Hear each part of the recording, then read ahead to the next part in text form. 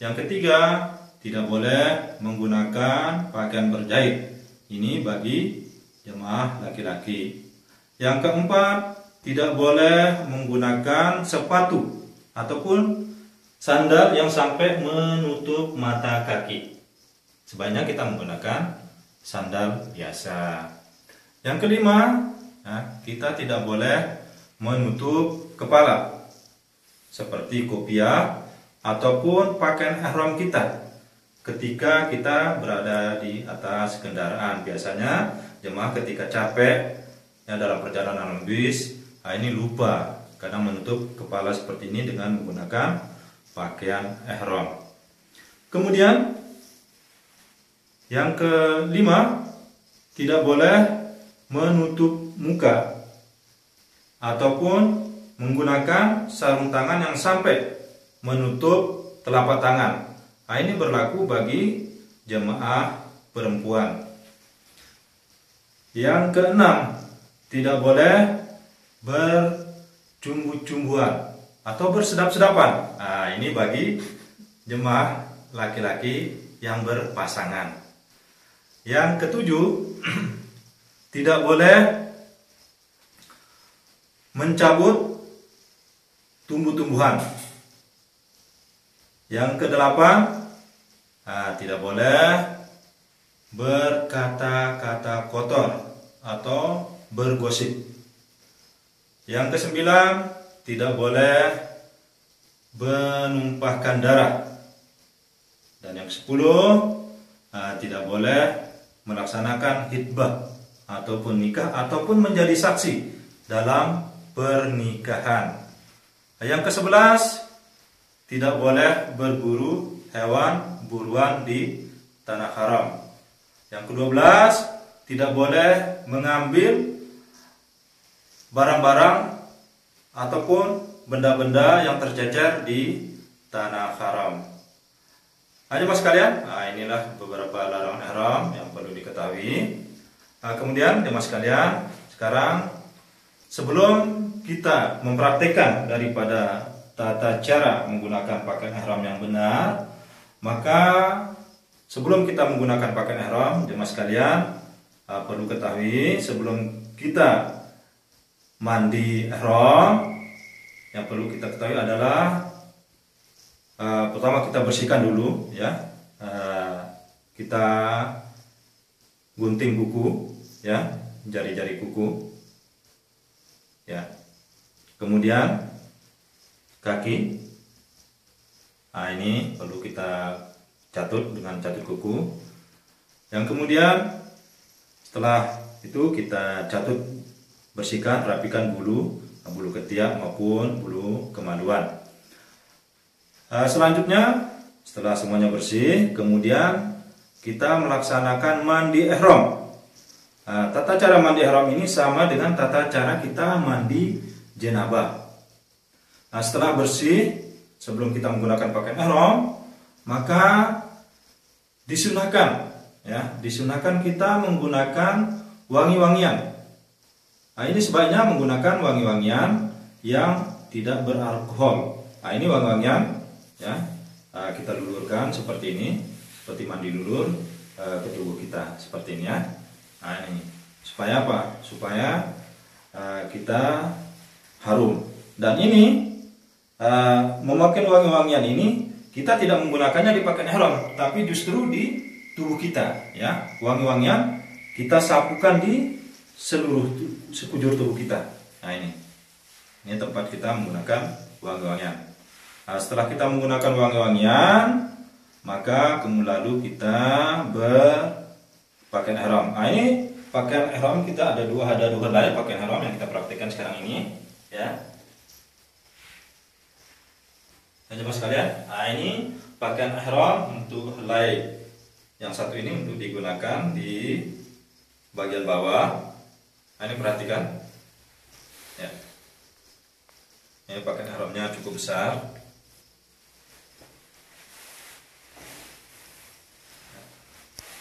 Ya, pertama-tama, jemaah sekalian, ini kita renggangkan kaki. Ini lihat kaki, direnggangkan.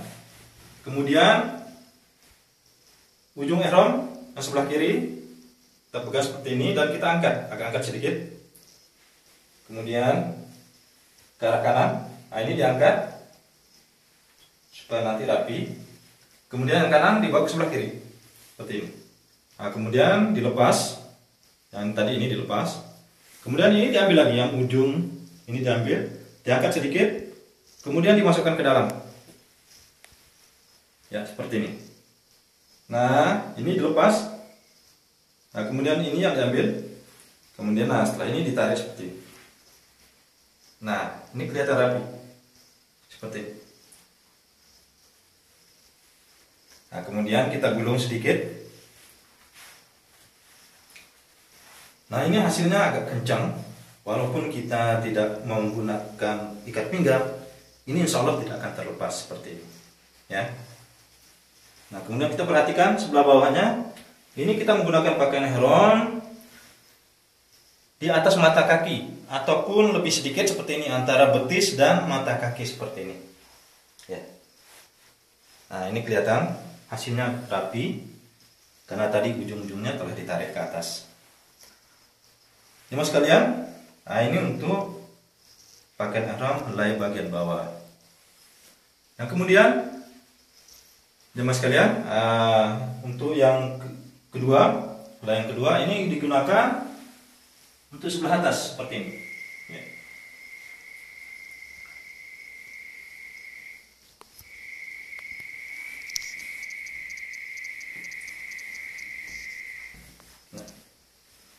Nah, ini cukup kita selendangkan seperti ini, ya. Nah, karena kita belum melaksanakan tawaf, jadi pakaian ihramnya diselendangkan sempurna seperti ini. Nah, kemudian jemaah sekalian, nah ini perhatikan, nah, saya masih pakai kopiah ini. Nah, ini sebelum kita berniat, karena ini adalah menggunakan tutup kepala, salah satu dari dalam ihram ya, perhatikan. Nah, seperti ini. Nah, ini cara kita berpakaian seperti ini sampai kita akan menjelang tawaf.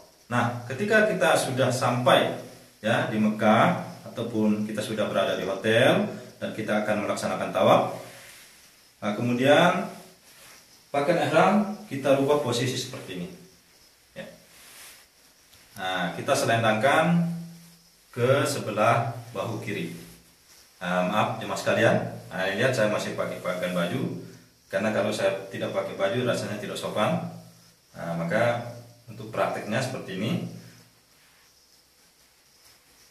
Nah, kemudian jemaah sekalian, nah ini kenapa kita bahu sebelah kiri tertutup? Karena bahu sebelah kiri ini akan berhadapan dengan Baitullah, dan sebelah kanan ini agak terbuka. Nah, ini dinamakan i'tiba, artinya membuka sebelah bahu sebelah kiri ini, sebelah kanan ini terbuka. Nah, ini dikatakan i'tiba. Nah, jemaah sekalian, setelah cara kita berpakaian seperti ini berlaku sampai kita selesai tawaf. Nah, setelah selesai tawaf, kita akan melaksanakan sholat sunat di belakang makam Ibrahim. Nah, ketika akan melaksanakan sholat sunat 2 rakaat di belakang makam Ibrahim, maka kita kembalikan posisi daripada pakaian ihram kita seperti ini.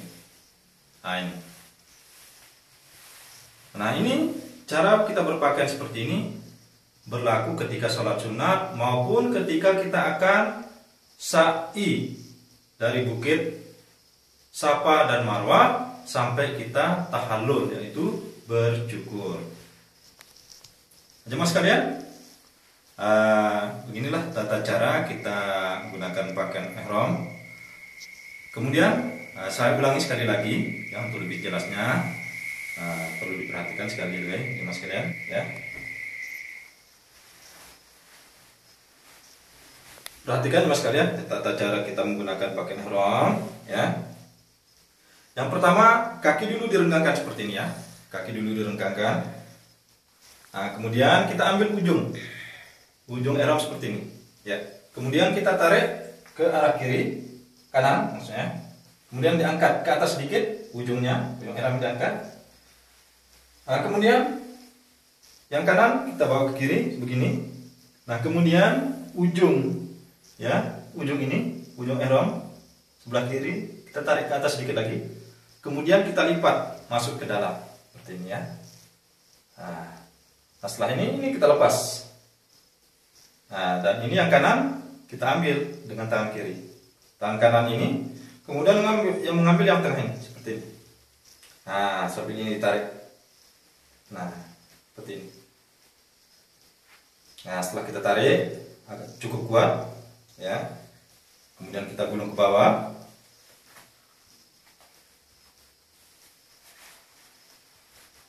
Nah, insya Allah ya, dengan seperti ini hasilnya cukup kuat walaupun kita tidak menggunakan ikat pinggang. Perhatikan nih mas kalian, ini hasilnya rapi. Jadi ini tidak kelihatan ya, tidak kelihatan sebelah dalam ya, walaupun kita duduk mengangkat seperti ini ya, karena ini sudah cukup rapi ya. Walaupun kita duduk seperti ini tidak kelihatan ya sebelah dalamnya. Selanjutnya kita menggunakan helai yang bagian atas ya, bagian atas. Nah, ini mas kalian ya.